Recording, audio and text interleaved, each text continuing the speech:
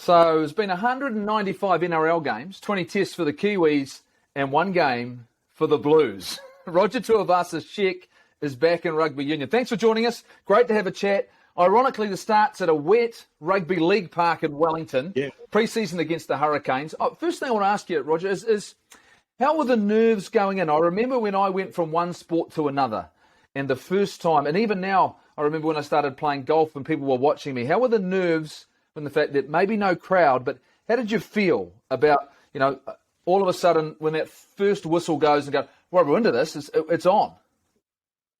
Yeah, it was it's pretty crazy. I think the rain kind of helped a bit with the nerves, because before I was going in, make sure I nail my job, make sure I'm in the right position, but with the rain, all I was just thinking about, make sure I catch this ball, make sure I don't slip over, I don't miss a tackle in this rain. So the rain played a part in that, just helping me just focus on the little things. So yeah, it wasn't too bad, and I'm glad that got one game under the belt, not official game, but it was still a game. Was there a million things going on in your head leading into the game? All of the work you've done, all the training, the delays in getting to play, given the fact you didn't get the chance last year because of obvious circumstances. Did you how did you reduce it all down to the fact, okay, did you even enjoy it? Did you even enjoy that 50 minutes? No, I loved it. I really enjoyed it. I've been hanging out waiting for a game. Especially I came over quite early from the Warriors to try and get a game with the Auckland NPC, but that fell short. And then, went into another preseason with the Blues, and then now I'm getting a game. I'm excited. Here we go. And, we're in pouring rain in a rugby league park in Wellington. And, everything just, was exciting. And I was just happy to play, and made a few mistakes there, which I'll take the lessons, and, got to get some body contact again and go live. So, yeah. No, look, you played in secondary school, though. I mean, and you were great at school. Did it feel like the same game, though, you played when you were a kid? Definitely not. I know a lot of people saying, he's played rugby before, he should be sweet. And definitely it's a different game. It's a different type of environment. There's a lot of little techniques and tips there that I'm still trying to work on. And especially in that ruck, I'm just running into the ruck trying to clean someone up. I know there's a high ruck, you got a latch on, there's a clean out. There's all little things that where at the moment it's real technical. I'm trying to learn. I played 60 tests and never went to a ruck. I mean, that was the beauty of when I played. My number on the back designated you don't need to go to that ruck. You guys have got to do it all now. I mean, you talked about it's the preseason, right? And I wanted to ask you, you've had years and years of preseasons in rugby league, and they're notoriously, like legend tells me, they're notoriously tough, right? They run you and run you and run you. And does this feel significantly different? It does massively. And I actually really enjoyed this preseason because there was a big month where we came in November, as you do with the league. You come in early November and you just get to groundwork. You just go head down, you go to work. You don't hardly see the ball. You're just getting conditioned. And in December, instead of doing another Groundhog Day, the Auckland or Blues actually said, okay, go away, and everything is player driven. So that's one thing I felt was awesome. I was able to go away and focus purely on my craft, and I didn't have a schedule to it. I had to do it all myself. I had to link up with coaches. I had to link up with other players away from the Blues environment. And I thought that's where you actually put in why you're a professional athlete, because you make these decisions where you go in the league. It's from Monday to Friday or Saturday. It's this time, 70 and start 90, and they paint it all out for you. Where in rugby, that's probably the best thing I enjoyed. It was all player driven. Come that whole month. And was that a case of you then knowing, you get more familiar with the things that you need to work on? You're sitting there going, I've got that nailed. I'm in great condition. I'm in good nick. I don't need to go through the overdo that too much. Is that what you got the sense you were able to do? So if I came into training, I would have done a little bit of passing, a little bit of kicking, a little bit of speed, a little bit of power, a little bit where I can say, okay, I'm coming in as a midfielder. I want to be able to distribute the ball real quick. I want to work on my passing. I need to work on my rucks. I don't know how to clean, or I need to put more emphasis on that. So that's probably the best thing about it. I was able to get real key focus and just work on the crafts and just be real specific with it, and not just try and do all the little things over the 1 month. So do you think then, now you've been in this rugby environment, yes, you've just played the one game, and You talk about pre-seasons. I'm really interested in the cultures, the two different cultures, because the games themselves, at the heart of it, have a similarity. But of course, the rules are completely different. But there's a different level, or they're two different professional games. I mean, have you thought about that already? The fact that, you know, what does feel different in terms of a culture of a rugby team versus a culture of a rugby league team? Not so much, to be honest. I haven't really, because my head's just been down and just trying to learn as much as I can. And with the cultures, you know, boys will be boys. It's always a great time with the team. And, you know, I think both similar, the Warriors and the Blues are still trying to go that next level with their accountability and be able to put us straight on each other and try and be as good as other teams that you've heard of. But that's probably the main two. You know, we all enjoy our time together, but we're both trying to go that next step about, you know, drilling each other and tipping each other up and trying to be better, because everyone wants to be great in some way. And but with it's that player driven in the rugby side that I'm really enjoying. Is there banter on both sides though? Let's be honest, like is there a bit of give and take? Yeah. You know, is that side of it even the same? Yeah, that side's the same. Which I get, like I was saying, boys will be boys. You know, everyone's competitive. Everyone who's in the rugby league or rugby union code, you got to be a competitor, and they compete in every little things. If we're not on the field, we're competing at cards. If we're, you know, in the gym, we're trying to compete on who can lift the most, and that's the same, which I enjoy that. So hold on, you're playing cards. Is there old school cards going on? Like, what are you guys playing? We used to play Up the Creek, and we used to play all these things. What is it? Is it still rolling? Is that still around? Yeah, 500. Me and Skivvy are giving lessons out here, giving Luke and Lasatius lesson. A bit of poker going on, a bit of poker game going on.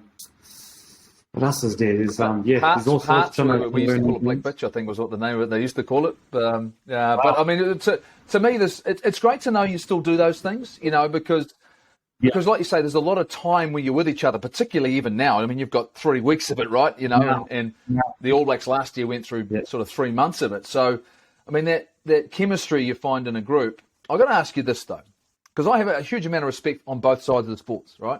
I'm sort of quizzing you a little bit here because I'm fascinated by the whole thing. Is there a different toughness, like a toughness between a rugby league player and a rugby union player? You know, because what rugby league players have to sort of put themselves through, and the NRL competition is incredibly tough and difficult. Like it's 22, 23 weeks of continuous grind, and then they throw in a few test matches for you to go and play. And, you know, you get the sense that there's the fact that you have to play a bit banged up a lot, right, to get yourself through it. Do you think there's a different toughness between the two sports? Yeah, I think that's a really good question, and I don't think I'm going to have that answer for you today, which is the toughest, because you'll get both codes fighting at it, but it's different. That's probably the word. They're both different, and they're both tough in their own way. With the league and in the league, there, of course, it's, you know, up and down, crashing constantly, and there's less stoppages. But in union, there's just the constant mental fatigues of just watching what's in front of you, smashing your body, and then there's a lot bigger boys in union as well. So there's a lot of difference. So there's different toughness, and they're both tough. Which is tougher? But that's the thing. I mean, I just get the sense. I absolutely, I respect both sides of it, and you can see how even in rugby league the game's changed with the six again, and, you know, all of a sudden players seem to have to be that little bit fitter. But it's an incredibly physical and dominating sort of sport. You know, that have you checked in with the Warriors boys? Is there still a bit, you know, a conversation going on with them, and have they asked you how things are going? Yeah, for sure.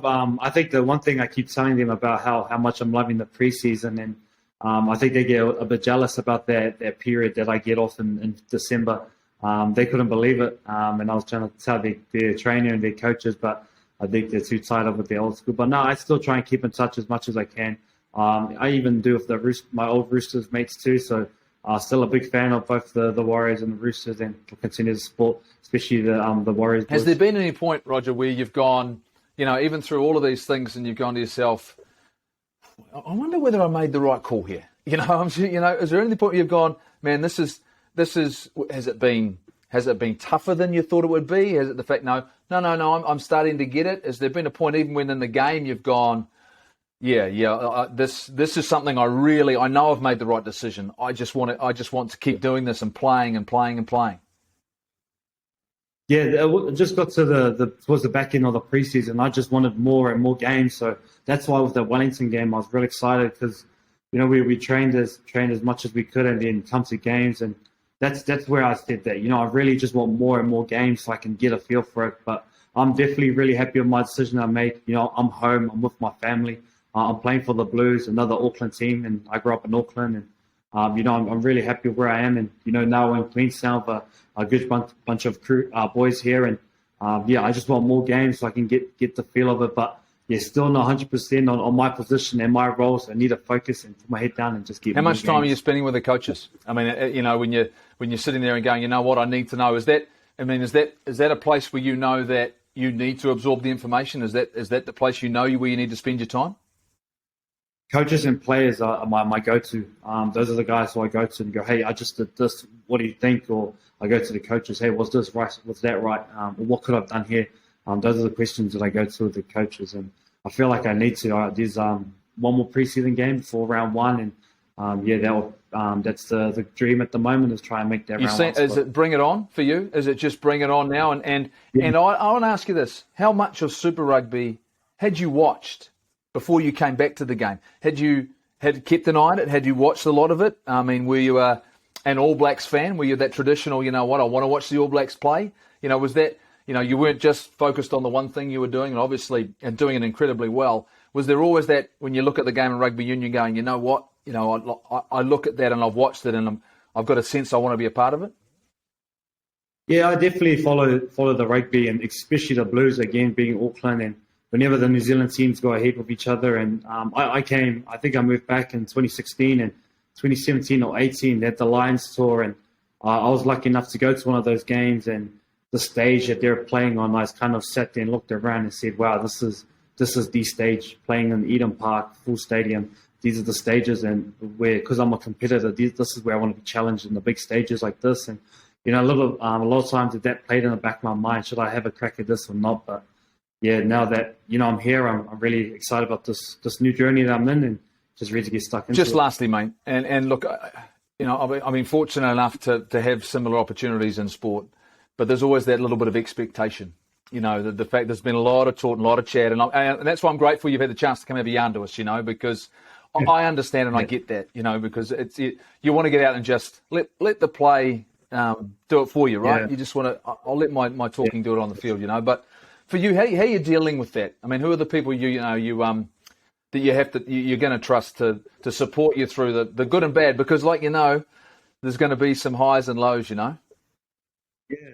Yeah, for sure. Like you said, that this was my biggest thing was not to come out here and throw the pom-poms and say, here I am, I'm a Blues man. I really wanted to make it official by putting all my work into the preseason and earning a spot in round one, and putting it all on the field so I can really earn the groundwork and earn the players' respect before I'm out here waving the flag. But for me, I put my expectation on myself. So doing that just means I'll just clear out all the other noise and I'll just go to work. And, there's always my old man there, there's my manager there, there's a little circle that I have that I keep going back to. But at the end of the day, there's only the expectation is on myself. So any other noise is just noise for me. I think that's a perfect way to end it, mate. It really is, because I'm excited you're here.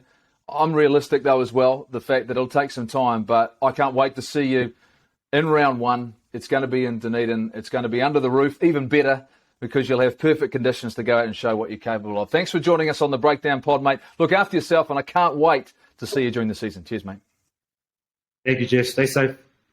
That's gold, man. Thank you so much, eh? Good.